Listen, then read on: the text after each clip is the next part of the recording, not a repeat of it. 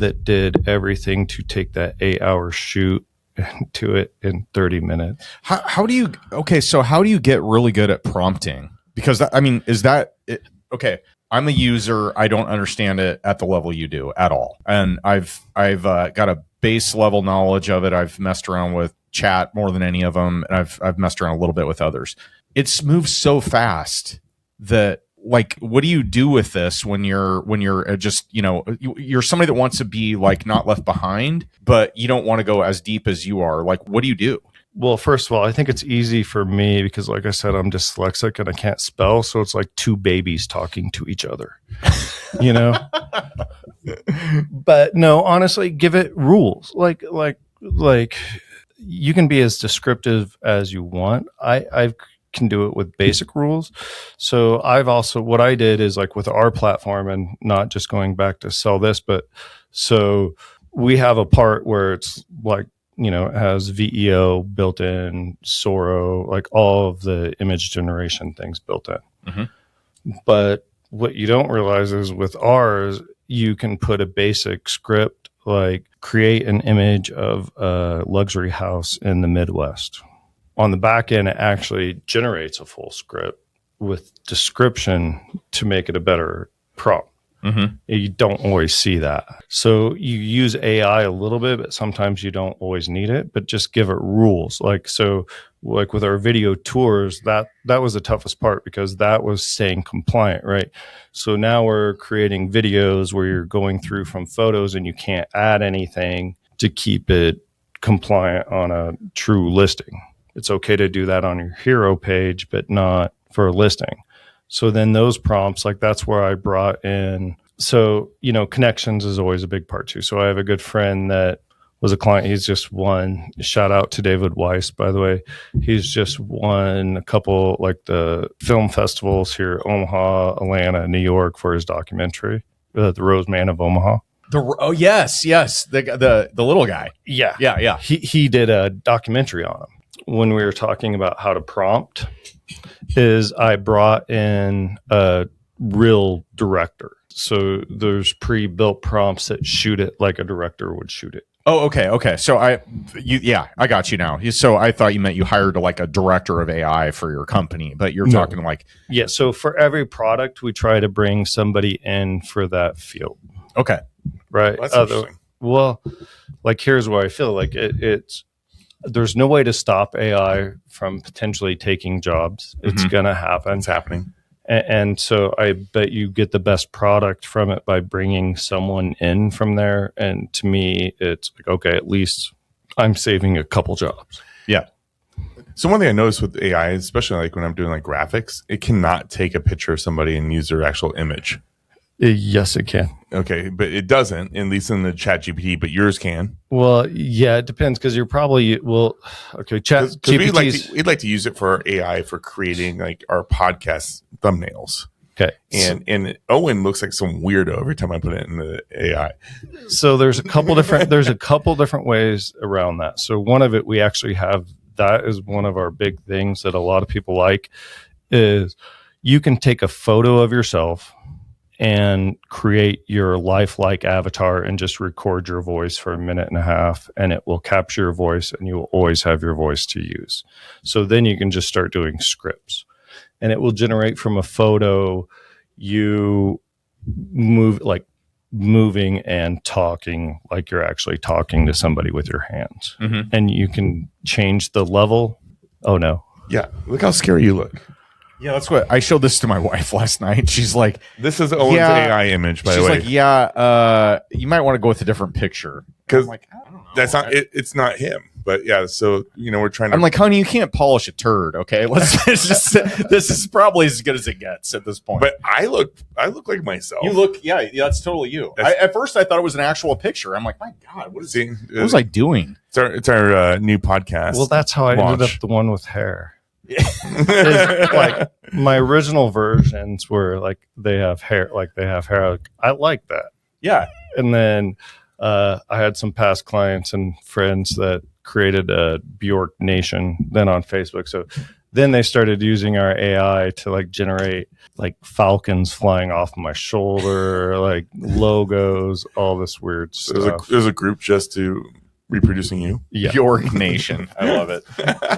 And it was funny because those past clients that turn into, like I said, that's back to the super fans. Like I would have never met him. Like he came in through Zillow. He was one of my early clients. Mm-hmm. And even at my 50th birthday party last year, like I'm looking around the room and I'm like, holy cow, like I have so many friends that came in like through paid things. That's why I'm not against it, because then you create a super fan and they refer everything to you. Well, one of our 70,000 downloads is going to be now joining that page. Just so you know. Oh man, this is great. Okay, so last question for you on this. Gun to your head, if you could only pick one AI tool right now off the shelf that's available to normal people, not you, which one is it? Riplet. I've never heard of this. Have you? No. Riplet. Yeah. Riplet. Riplet. Is that the name of yours? Is that a trick question? I just like how many times have I told you I'm dyslexic? Now spell that. Yeah. No, I'm kidding. Replit. Replit. Riplet. I have never heard of this. Ted is furiously looking it up. Riplet AI. Build apps and sites with AI. So I've studied a ton of them. The difference about this is if you are building something, and I'm not trying to take business away from myself, because you guys would have to figure out the back end stuff anyway. But yeah, it ain't happening. Like that one is great at building something when you don't know about it or know how to build code, because it puts it into the code. Yep. Right. It also makes it easy because they already have contracts with a couple places where if you do need a quick API code key, they can get it for you. Where like ours is different, like because we use different places that we store it.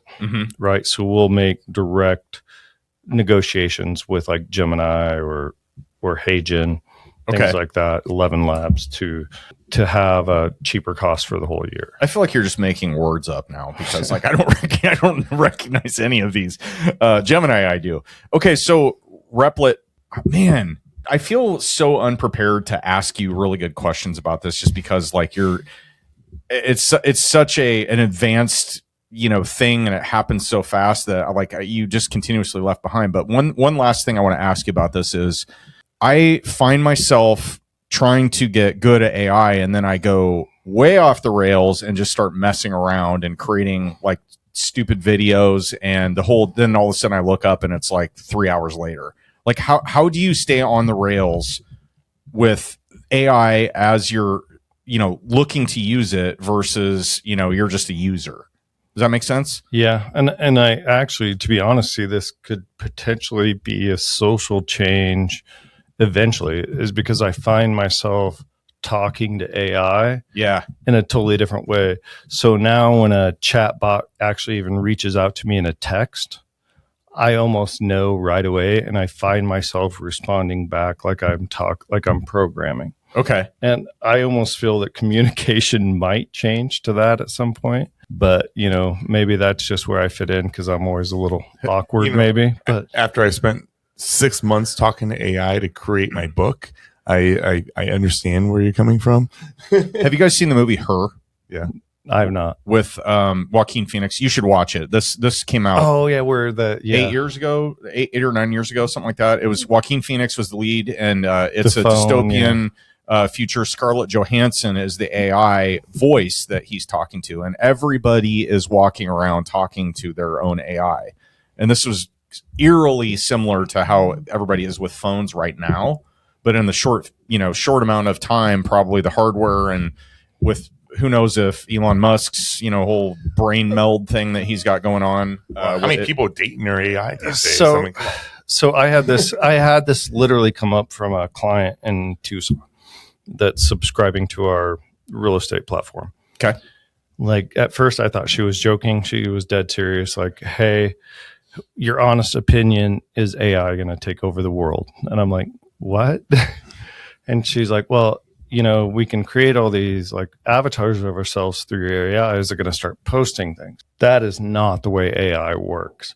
AI, like we have stacked systems of different AIs, right? Because you can't patent AI, but you can patent the process. So it would take like 6 different systems to all come together and have one hive mind in order for something like that to happen. But there are people that are really worried about that. Yeah. I mean, did you listen to like I mentioned this so many times before, but listen to the last time Elon Musk was on Joe Rogan, and he talks about going to Mars, and he has his own AI platform. He's like, my only goal is to be able to get my rockets off before 2028, when AI is smarter than any human in the world, and I don't know if that window will be available to take humans off. Like he's worried, and he is one of the biggest. I think 2028 would be a little shortfall for that. Even the top companies are saying, so here's what's changing industries now is like AI has been around a lot longer than we know. Mm-hmm. Problem is like these major corporations, it takes 2 years for anything to change because of compliance. Yeah. And procurement and like negotiations and contracts and all those things. It's that needs to be shortened to 6 months. Mm-hmm. Just because it's going to change. I think that it is somewhat. It's like new medicine coming out. Well, it's a little bit. It's a little bit like the Wild West right now, right? So even locally, so even building this company, like I try to look to the future a little bit. So my idea is always to keep a huge chunk back, because there's a lot of great people that are creating things.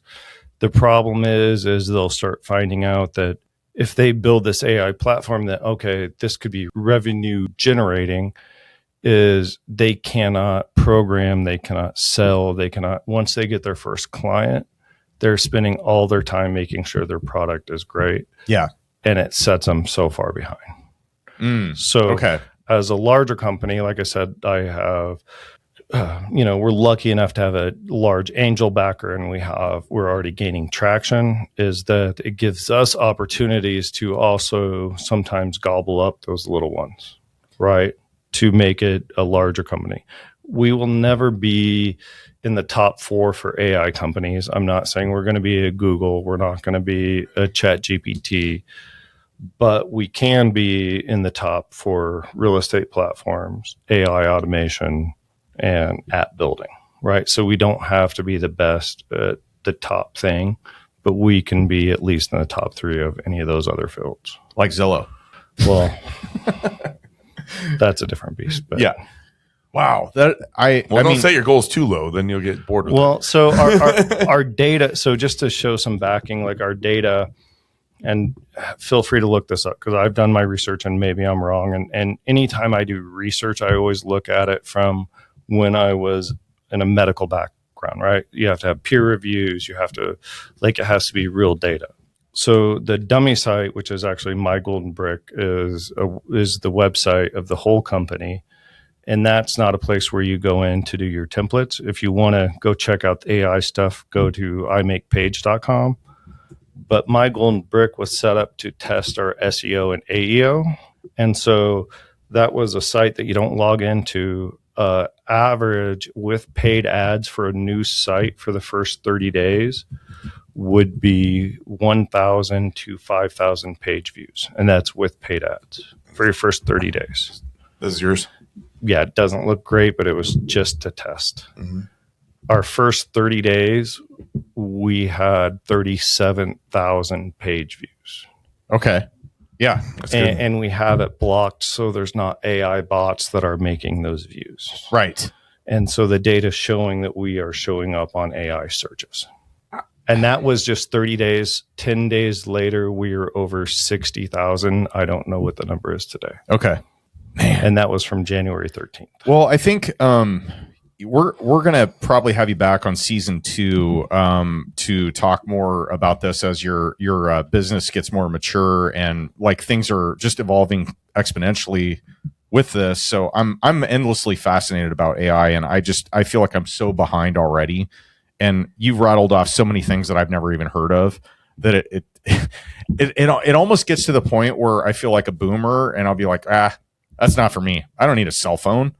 Like, you know what I mean? Like I want to keep up, but it's just, you have to stay on top of this so much that it changes so fast. I don't know how you do it. It also makes it tough to sell, right? Because I tried to think ahead. So I built all these things in there, but it's overwhelming. Mm-hmm. like I should probably not be the spokesperson for this platform, because I mean, when the real estate side, yes, I can get it and direct them, but there's still so much built in. Yeah. Right. So that's where now we just figured out a way to run social media for people for $250 a month, and we'll just use our platform. How many subscribers do you have already? We have 22. So even then, like, we have our marketing in here too, which would be a whole nother story. But we looked at a couple marketing places to jump, like, to get going.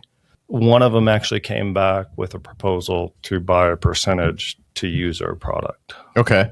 So I'm like, okay, let's hold off. Let's take a step back and let's kind of even grow this. They Shark Tanked you?